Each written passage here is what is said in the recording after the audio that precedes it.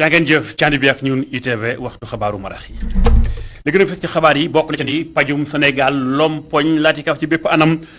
geraw la boo xamante ni bii wax docteur ñoo ko sookeem ñi itam di ay sage-femme ñoom itam xëy ñu tey réew li daanaka kenn dañoo bëgg seen loxo ci wàllu bi nee ñu singli bi leen singli dut cee baaraam ministère ba leen jiiteem dañu si ñëw ci biir xabaar yi itam booy fekk na docteur Joseph Mendy moom di ab borom xam-xam jëm ci wàllum droit ci wàllum paju gi maanaam àqi paju la ci aju nee na daañu ànd ak moom jàngat mbirum gerew tey jii naka la ko yoon gisee daañu ko dégg ci biir xabaar yi dañ ci bokk itam lu jëm ci faram-fàcce xabaaru marax yi lee collecteur en fan di xunti moo xamante ni bii ndox yu bon yu bari ci biir ndakaaru fa lay jaax lam laal ci ay commune sakkan na lool daañu ko tàmbaliwaat defar lañ def ci ay koppar daanaka jege na téeméeri milliards francs CFA daañu si ñëw ci biir xabaar yi itam danañ ca boole leneen soxal lu jëm ci li nga xam mooy tàggatuk ndaw ñi ak it seen ëllëg wàllum xëy mi lu mënta ñàkk ñu waxtaane ko la kon daal leen di gunge mënta ñàkk am na ndaje yuñ ci wote woon ci wàllu gurimel ànd ci ak ay ndaw daan ci ànd ak gëstub Abdou Khadim Thiam buñ ci boole bitim réew li bëgg na fes niskis faram faj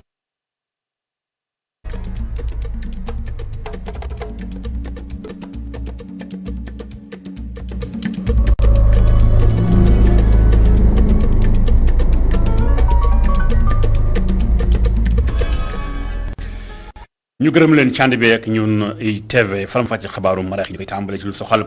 mbirum paju gi xëy nagam ci gox yu bari ci biir réew mi bànqaas yi ëmb médecins yi Sénégal yi mbooleem waa kër docteur ñoo def wenn say ba nga seen loxom bokk ci it ay sage-femme yi nga xam ñoom itam nañu jàppal tàng seen naata yu gën a ci nekk ci Louga moo ko sooxee ndax ginnaaw bi leen tuumaale dañoo taxawaay gu xaw a daal woyef lool ba am benn soxna bu ñàkk ba kanam bërki démb li moo tax tey jii suñu reporter jot na defub doxantum ba ca Gaspard Camara foofee la mu fekk mooy daanaka gerew bi ñu ngi ko fay topp ñu bari nekkoon ay jarak dañoo ñëwoon bëgg a faju waaye dañoo daanaka toppaat seen ay tànk dellu ndax ñax a gis ku leen taxawum lu ni mel sax moo tax ñenn wane seen naxaroo xol lool ca la xew gëstub Abdourahmane li Augustin Ba da nga reportage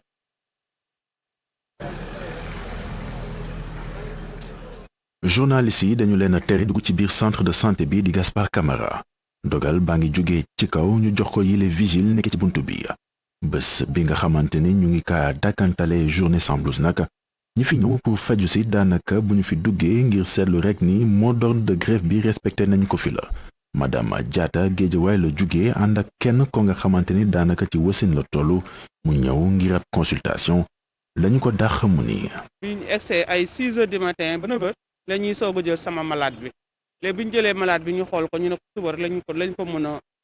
faj daal ndax dañuy grève générale nee nañ fa nekk à terme depuis le 12 lañ ko waroon a am doom amul la doom le 12 ñu programme ñu xool ko ñu ne dañ ko war a opérer léegi imaginer ku ñu war a opérer depuis boobu ba léegi tey ñu ñëw tey ak suba yëpp n'est-ce pas benn la moo nañ ko jox en charge ñu opérer ko rek tey ñeneen jippi nañ muy mbir bu mer loolu weneen ndaw si ñoo ba fii ngeen ne ko na ñibbi te mu ngi ëmb bay waaj wasin léegi la day ñoo tëdd fii wasin voilà si ay kàddoom daanaka service minimum bi respecté wuñ ko ci bile centre de santé jàpp na ni ay daan faw mu am ngir ñu jugee ci wasine man dinaa xëy ni mu ñëw wasin si buntu hôpital bi comme ça tout le monde va voir qu'au Sénégal des gens qui disent porter la blouse blanche am nañ fi tëj hôpital léegi tey ñu ne 72 heures maintenant les gens qui sont malades ñi soxla gynécologie urgence ñi soxla wasin duñu wasin dañuy téye seen doom yi si biir sama fii yëpp amee dama ñëw ñu ne liggéey keneen ku ñëwati ngir weneeni consultation Baye Fall daa def choc ak scooteram pique moom it daa war a xaar daanaka lu mu néew bésum lëmb balaa moo gisanteeg médecin lii fi ne nii amul benn yoon da ngay feebar ba dee kenn du la faj ci Sénégal la ñun xamuñu lool bu ne réewu teranga la réewu teranga kon fépp la war a doon président da cee war a wax parce que sëñ Fall hôpital yi médecin yi ñoom ñëpp fi la ñuy toog teel a xëy si nit ñi teel a ñëw du leen faale du leen romb gos du rak muy ñu ñëw ngir faju si naxarlu bile grève toftalu si génnub àdduna wu Astu Soxna muy génnuk àdduna woo nga xamante ni daa sabab ab càmbar di ab l'enquête woo nga xamante ni la moo xamle mooy ab sàggante fukk agent de santé wuk hôpital Amadou Sakhir Mbaye ba ca Louga loole moo war sax ay sage-femme yi yëfa ñu placé leen sous mandat de dépôt. jaajëf Abdourahmane li ci gëstu bu ni mel xabaar yi wéy ak mbirum gerew tey yi nga xam waa kër docteur ñoo ko daal di sookee demal daanu Ziguinchor gënoon fi ci Ndakaaru Gaspard Camara Ziguinchor moom itam daanaka liggéey ba doxu fa lu fa nemmeeku la ñi nga xam ñoo fa nekkal waa SAEMS ñoom itam kon waa SAMES ñoom itam seen kàddu jib na ci wàllu gu ni mel nee ñu fi ñu toll ni nguuru Sénégal moo war a bàyyi di jël mbirum politique di ko yore mbirum paju gi nekkul li gën lii moo tax fa nekkal docteur Diema Sakho lay wuyoo am na lu mu ca dénk Assane Ba. waaw mu door bi moom ñëpp respecté nañ ko. boo duggee si hôpital bi dafa mel ni bisu dimanche sax mooy ëpp personnel que jouru jeudi bi. service d'urgence bi daal mi ngi dox mais yeneen service yi consultation amul laboratoire service minimum yeneen service yëpp ñëpp si nañ ko personnel bi médecin infirmier ñëpp a ngi grève loolu moo waral ñu décrété jeudi bi journée de grève suñu mbokk yi nekk Louga ñu teg daan ci seen kaw mais bu loolu weesoo tim di bëgg état bi jël santé bi jàpp ne problème yu sérieux am na ci mu taxaw xool bu baax saytu jafe-jafe yi am ci secteur santé mu mun ci indi ay saafara. bu fekkee ne président bi moom ci boppam lañ ne moom moo war a garantir santé population mu am jël ko dégg ko benn nit ministre de la santé muy am ñoo xam ne ñi ngi liggéeyee ci santé waaye amuñu benn dogal ci mbiru santé maanaam ñu dañuy subir sax ñoom nga bëgg nag jafe-jafe bu am rek nga teg ko si ndodd ñooñu day xaw a doy waat dootuñu nangooti santé doxul ñëpp xam nañ ko population bi xam nañ ne santé doxul ñun ñi nekk fi xam nañ ne santé doxul dootuñ nangooti nag ñuy jël santé bi di ko def affaire politique di ko mbubboo di ko politiquer di ko mbubboo di ko def politique dootuñ nangooti santé bi ñu jël lépp ñu xëppuñu ko te ñun ñii amuñu sax léeg-léeg benn kàddu wala benn dogal buñ ci mën a am. muy kàddu yi nga xamante ne bii jib na jóge ci fa nekkal SAMES ca diwaanu Ziguinchor ba tey ak grève bi jàpp leen ni fi mu toll nii nguuru Sénégal moom am na lu mu jël ministre bi dañ ko wàllum paj donte grève bi am na pexe yu ñu jël ngir mën a fexe ba lépp luy paj mi bañ a taxaw noonu la ko Lamine Bara Gaye Becce moo nekkoon ganuk di El Hadji Malick Cissé ci Kenu Askan Wi moom Bara Gaye moo jiite bànqaas bi ñuy wax SNEIPS am lu ko dénk ci kàddu bi. masaw ñëpp ñi nga xam ne tey jii dem nañ ci hôpital yi te war a faju te mu am ay perturbation xam nga démb ministre de la santé Abdoulaye Diouf Sarr dalal na organisation syndicale yi waxtaan ak ñoom ñaan leen tamit pour que ñu mën a bàyyi seen grève bi waaye ñoom bi ñu waxtaanee nee nañ daal mënuñu ñàkk grève ministre nag wax na leen ne leen li nga xam ne dossier bi moom ñi nga xam ne yoon teg na leen loxo loolu ci côté yoon la waaye li nga xam ne moom mi ngi koy dox mooy njaboot gi ñëpp njabootam la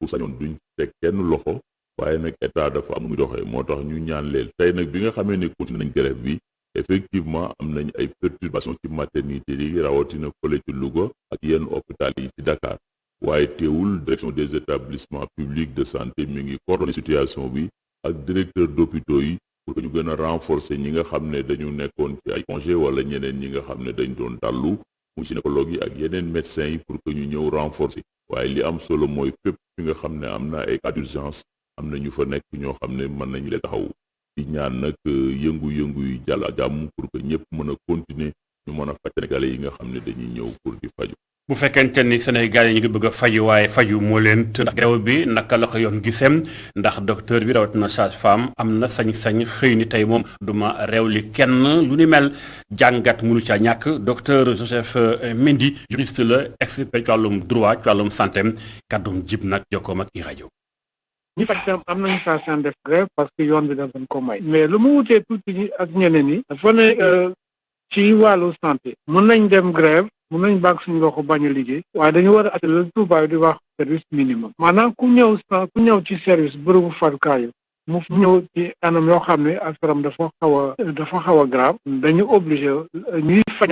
dañu nekk dans l'obligation pour faj ko parce que loolu la ñuy wax service minimum maanaam waruñu tëj service yi yëpp bañ a liggéey parce que mbirum santé dafa doy waar bu fekkee ni keneen dafa ñëw malade ñëw nekk situation d'urgence soo tëjee yëpp bu weewu bi doo ko fi fekk parce que day fekk beneen xew loolu moo tax ñu ne maanaam waa liggéey waa këru docteur wala mën nañ def grève waaye grève boobu dafa war a ànd ak li ñuy wax service minimum dafa moom terminal c'est-à-dire wañu tëj bërëb bi yëpp bañ a fay bañ a faj dañuy tànn ñoo xam ne seen situation dafa daal ñu faj leen moom la ñuy wax service minimum loolu moo wutee ak grève bi nekk par exemple ci Senelec par exemple ci jàngalekat yi ñoom mën nañ tëj classe yi yëpp bañ a jàng waaye hôpital këru docteur kenn mënu ko tëj te bañ a faj parce que loolu day andi musiba am nga droit patient mooy moom patient dafa am sañ-sañ tànn ku koy faj mu tànn fu muy fajoo waaye bu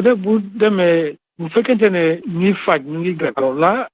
dina fekk ni moom lu loi mu ko mooy du ko mën a exercer normalement maanaam tànn docteur am parce que docteur dafa ne grève te loi bi tam moom mooy docteur mu dem grève mu mun a tànn sirti bu mu war a dem maanaam que docteur bu mu war a dem boobu tam dafa mën a dem parce que amul liggéey ñi liggéey nekkuñu fa donc dafay mel ni patient du mën a exercer droit mooy droit boo xam ne da koy permettre mu tànn fu muy faju muy kaddu ko borom xam-xam talum yoon ak mbirum pàcc ci biir Sénégal tam rawatina fekk na ginnaaw kër docteur ñi tam jaaykatu garab yi di pharmacien ñoom itam privé yu Sénégal ne ñu ëllëg daañu bank seen loxo li ko tàmbalee 8h ba juróom waxtu ci bëccëg gi maanaam kon 15h la ni daal di ubbiwaat kon muy 8h ba 15h ci àjjumay tey ji àjjumay ëllëg incha allah ñoom pharmacien yu privé yu Sénégal yi ne ñoom itam dañu ne ci xeex bi di jàppal tànk seen ay naatango waaye itam boole ca nux beneen boo xam ñu ngi koy bécc fan yii yëpp cool yi bari woon na lool jëm ci yenn pharmacie yu nu aaye yu nu sax ñàkk a jox seen ay licence maanaam agrément yi daañu ko toppal incha allah ca na mu gën a yàttoo xabaar yi wëy ñu dugg ci beneen ndox Sénégal ca mooy xëyum ndaw ñi faaw ñu tàggat leen waaye itam dal leen jàppal tànk itam gunge leen ba nu gën a am formation professionnelle gis-gis la goog lu mënta ñàkk lam ay kuréel ña nga cay dox ndaw yi jàpp ni kon tàggatu tam baax la waaye itam boo noppee am fu mu xëy lu mënta ñàkk la ñu xuus ànd ci ak gëstu ko Abdou Khadim Thiam Moussa Fall reportage. enseignement professionnel dafa war a nekk ci xolu njàng mi ngir loolu mën a am faaw ñu tàmbali ko ak ndongo yi nekk ci cycle moyen bi ngir ñu mën a demal seen bopp loolu di xalaatu ministère de l'emploi de la formation professionnelle et de l'insertion. collège yi nag boo gisee ñu choisir ko mooy ñun dañu nekk service d'orientation professionnelle boo xam ne ñun ñoo jël xale yi nga xam ne dañu bëgg a def technique di leen yóbbu ci centre de formation yi ak lycée yi donc ñu gis ne xale bi pour mu mën a choisir il faut mu xam li xew il faut mu découvrir métier bi il faut mu xam ko donc ñu koy organiser ay journée yoo xam ne dina ko permettre mu dem ci école mu xool ni ñuy jàngalee métier bi mu dem ci entreprise mu xool nu ñuy exercer métier bi. ngir loolu mën a am dañu war a gën a taxaw ci pratique bi laboratoire de fabrication bu Orange Digital Center nekk ku mën a jàpp ci liggéey bi. waaw FabLab benn bërëb la boo xam ne dafa am ay xarala yu yees yi donc ci bërëb boobu noonu ñaari mbir lañ fa def wàllum jàngale bi dañ fay jàngale parce que dafa am ay machines yu fa ne dañuy jàngale nit ñi nan la ñuy utiliser machines yooyu noonu xam naa dinaa ñëw si machines yu fa ne yan xeetu machine lañ fi fekk bu ñu leen jàngalee ni ñuy utiliser machines yi après nag dañ leen di dimbali bu ñu bëggee teg benn projet boo xam ne mën na leen amal njëriñ wala amal njëriñ population bi. ndongo yi ñoom di rafetlu bu baax li nga xam ne jot nañu ko gis. ëllëg incha allah je pense que je veux devenir programmeur parce que tey lu ma gis nii moom fasciné na ma neex na ma te macha allah je pense que déwén ëllëg incha allah mën naa nekk programmatrice bu mag di liggéey ci entreprise américain yu mag tekki teral samay parents li ñëpp di ñaan incha allah. boobu bés nga xam ne dañu ko jagleel métier yi dañu ko daan def ci biir daara yi am na ak coppiku maanaam dañuy fexe ba ndongo yi dund li nga xam ne ci ay wax rek la daan yam. Abdou Khadim Thiam bu fekkente ni ndaw yaa ngi wutum xëy bëgg fu nu xëy koccalem lii moom mën naa nagamal seenum xëy ëllëg ndax bu fekkee njiitum réewum Sénégal président Macky Sall daa jël dogal ni dafa bëgg ba li nga xam si mooy alkaati yi maanaam policiers yi ñi sa doon war a dem retraite ñu mën koo dakkanali ba ca kanam tuuti lu ni mel na tax na ba ndaw yu jóg nañu ne daal loolu moom nekkul lu gën ndax faaw ñu war a dem à la retraite dem noppalu ji may ndaw yi ñu ñëw ñoom itam am fu mu dugal seen loxo man daan seen dooleem lii la ñenn seen kàddu jib ci mbéju Ndakaaru yi ci gëstu Mamadou Sy ànd ca si dinaam. ñu fekk ko mu toog Mamour Ndaw mu ngi sëgg ci téléphone am étudiant bi jotoon a def concours police ni ki daaw moom nag ci jamono ji dafa découragé gannaaw bi njiitu réew mi jëlee décision daal di gelé li nga xam ni moo di retraite ñi di liggéey ci police moom milee ci jamono ji day hésité defaat li nga xam ni moo di concours bi. d'accord ma ci décision bi nga xam ne président de la République jël na ko moi l'année dernière dama déposé woon ci recrutement police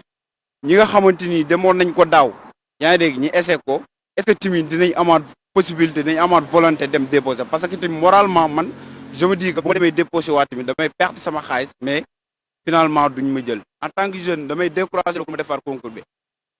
Abdoulaye Niass di étudiant en deuxième année ci département linguistique bu faculté des lettres et des sciences humaines bu université Cheikh Anta Diop mu doon nag ab décision bi ko bett lool donte sax mu ngi sàkku ci nguur gi ngir rek bañ a wàññi quota bi nga xam ni at bu jot dañ ko daan jël. bañ a activité bi nga xam ne ñoom ñu daan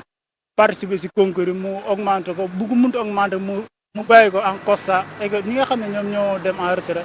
même fekkee daf leen yokkal seen durée de retraite je crois pas que ne war na mën a am benn effet nga xam ne ñoom ñoo daan participer ci concours bi. waaye Mamour Ndao moom dafa jàpp ni njiitu réew mi dafa war a dellusiwaat ci décision am ngir rek mun a may chance jeunes yi nga xam ni bëgg nañu def bile concours. dafa war a reculer ci décision bi nga xam ne jël na ko. rien n'est trop tard actuellement. ñi nga xamante ni ñoom la ñu prononcé ñoom seen kii boobu noonu ñi nga xam ne ñoo waroon dem retraite ñoom itam ñu bàyyi seen xel ne seeni doom lañ seeni frère lañ ñoo xamante ni ñu ngi bëgg a dugg ci fonction bi tamit yaa ngi ci corps bi ñoom itam ñu may leen sens may leen opportunité possibilité ñoom itam ñu mën a dugg vraiment. décision bu njiitum réew mi jël daal di rek gelé départ retraite ñi nga xam ni ñoo nekk ci police mu doon nag lu bett ñenn ci ay ndaw yi nga xam ni bëggoon nañu dugg bile koor ñoom nag ci jamono ji dañoo am njàqare ndaxte ragal nañ ni bu ñu defee bile concours ñu bañ leen jël. Mouhamadou Sy jaajëf leen ci xibaar bi ngi soxal canal bi ñuy wooyee Hann Fann boobu lépp xunti ndox yi bari ci ndakaaru fa lay jaax lu ni mel sax jot na aw ci juróom-ñeenti commune ci biir ndakaaru am na sax ay kër yoo xam te ne bii ña nga ca kawam yenn sax leen saay mu tàmbalee bëgg a màbb ay yoon tamit ma nga ca kawam loolu lépp nag màggat ga foo ko takk jéggi na ko ndax am na lu ëpp daanaka juróom-ñaar fukki atu yàlla lu ni mel moo tax kon lu ñu war koo yeesalaat ngir bañ ci ay njombe ëllëg koppar def daanaka jege na juróom-ñett fukki milliards ak ñaar ñu xuus ànd caag gëstu Mamadou Dieng Souleymane Diallo. collecteur bu Hann Fann ab conduite la boo xam ne dafay dajale ndox yu ñuy jëfandikoo ba noppi ci juróom-ñeenti commune ci ndakaaru màndarga yi mu wone ci màggetaay tax ba ñu sóobuwaat ci yeesalaat ko nde conduite bi atum 1940 lañu ko tabaxoon. Son Excellence monsieur le président de la République du jóg di fàttali priorité boobu ci wàllu yeesal collecteur boobu parce que collecteur boobu nekk na collecteur bu yàgg bu weesu lu ëpp près de 70 ans bi ñu ko tabaxee ba léegi te collecteur boobu mun na indi ay jafe-jafe ci population yi saa su nekk parce que gis nañ ne am na ci ay bërëb yu bëri yu commencé am ay affaissement ay immeuble ñu leen di gën a sant ci ndakaaru collecteur bi ñu koy agressé dem sax bay tabax ci kawam ay kër wala yeneen i bërëb ONAS saa su ne di jooyanteek defaraat ngir musal nit ñi ci loraange yoo xam ne mën na leen cee dab. yàqu-yàqu yi commencé am jur na li nga xam ne moom la ñuy constaté di wax ne am na benn gaz bu tudd hydrogène sulfuré mu jur ay tooke yu doy waar yoo xam ne mun na indil gàllankoor population yi mu nekk également gaz boo xam ne bu yomb tàkk la donc lu mun a jur ay tàkk-tàkk saa su ne waaye mu nekk également gaz boo xam ne xet bi boo ko noyyee dafay indi ay jafe-jafe yu bëri. Dakar di gën a yaatu assainissement doon lu am solo lool ci commune yi juróom-ñeent ci ñoom ñu boole leen ci projet bi. Dakar mu ngi màgg gis nañ ne bi ñu tabaxee collecteur bi ba léegi depuis 70 ans Dakar fi mu nekkoon ak fu mu toll léegi ci wàllu dëkkuwaay ci wàllu population yaakaar naa ni weesu na lu bare dimensionnement bi nga xam ne defoon nañ ko ci njëlbeen. lu ëpp juróom-ñett fukk ak ñaari milliards ñu fas yéene ko dugal ci liggéey yi jëm ci yeesalaat collecteur Hann Fann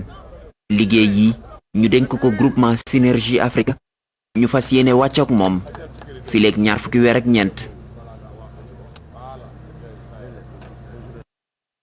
jaajëf Mouhamadou Dieng ànd ak Souleymane Diallo bu ñu waxee liggéey xel dem ci liggéey bi nga xam ni nga ko song muy defaraat li nga xam moo di kon tabax mosquée omarienne fii ci corniche bi lu mel kon liggéey ba ña nga ca boobaak léegi li ngeen gis noonu ci image mooy ñi nga xam mooy association Thierno Souleymane Baal yëkkati koppar gu am solo lu ni mel ki ko def moo di général Mouhamadou Mansour Seck yëkkati toll ci fukki tonu ciment waaye itam 300 000 francs CFA def ko ci liggéey bi lu ni mel tamit ñu bari def nañu taxawaay bi mel ni kon liggéeyub mosquée omarienne fii ci Ndakaaru daal di yéwén ñu fàttali ni lu toll ci juróomi milliards francs CFA la ñu xayma ci boobu lépp liggéeyaat jumaa ju mag joojule boobaak léegi nag ay weer mi ngi nii ña nga ca songu liggéey bu ni mel daal di toppan incha allah te na mu gën a yaatoo. xabaar yi wéy lu jëm ci xeex bi dox diggante ñenn di waa kujje gi ak ñañu nguur ak diggante ay dàq ak ay nomination lu mel mi ngi xew ginnaaw bi nga xam te ne bi kii di capitaine ba woon ñu koy wax capitaine Seydina Oumar Touré yoon da ko dàqe woon ci gendarmerie ba mu nekkoon ginnaaw ba ko itam IAM daal di woon jël dañ ko faa delluwaat dàqem barki démb Guy Marius Sagna tamit daan koy jël moom itam ak it moom ki fi nekkoon capitaine Touré ca mairie ville de Dakar boobule Barthélémy Dias def lu ni mel moo tax jàngat am na ñu féete ci benn bokk yaakaar bokk na ca ñoom di kenn ki jiite loolu nga xam mooy kuréel gu mel di Momar Samb RTS jàpp ni dafa mel ni léegi daal ñoom dañoo nar a taxaw xeex ak état ci nekk lu gën Momar Samb jokkoona ak Mamadou Gueye. En réalité man day amul ci xalaat boo xam ne bu particulier la ndax bu dee mairie wala muy cabinet ministériel wala leen ki ko yore am na sañ-sañ ci sama xalaat recruter ku ko neex parce que cabinet moom c'est laissé à la discrétion ki xam ne moo ko yor ku ko neex mu tabb ko bu doon peut-être leneen la yeneen fonction la au niveau étatique fonction publique wala leneen ñu mën a wax mais cabinet moom ki ko yor ku ko neex rek mën na ko tabb ci biir cabinet moo biir ndegam la daal loolu daal mën nañ ko ci wax ci ne daal amul lenn luñ ko mën a reprocher ci wàllu woowu donc xëy na liñ ci mën a wax leen rek mooy day wane rek ne maire bi day politique te bëgg a wane ne moom fi mu taxaw di wujje ak nguur gi daf koy dëggal maire bi daal moom daf ko def këru wujje dootul loolu daal mën nañ ko ci jàngat ne day jéem a fayantu ak nguur gi loolu mën nañ ko ci jàngat pour wane dooleem wane sañ-sañam ne fii moo ko moom dootul sax niñ ko comprendre esprit républicain boo xam ne mairie démembrement état la et que mairie dafa war a liggéey ak état ndax li ko fi tax a nekk du parti bi wala parti bële.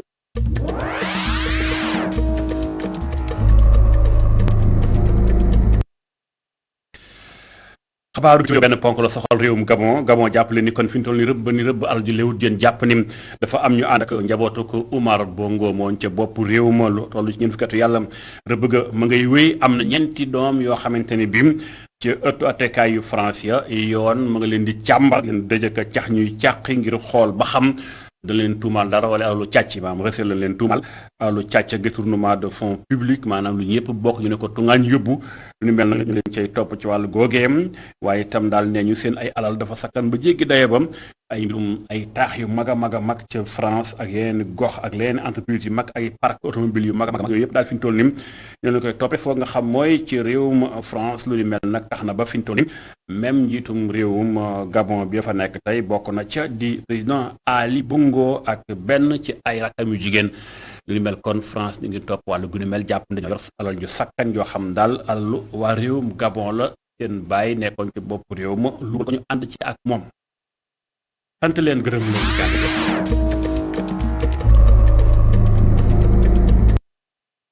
ñu gërëm leen ci ànd beeg ITV lii moo tëj xabaaru marax yi ñu bàyyi leen ak ndogu Fallène ba Cheikh Hassana Fall ndogu lay waxtaan ci la Total moom ay ganam yaa ngeen jëf ndogul jàmm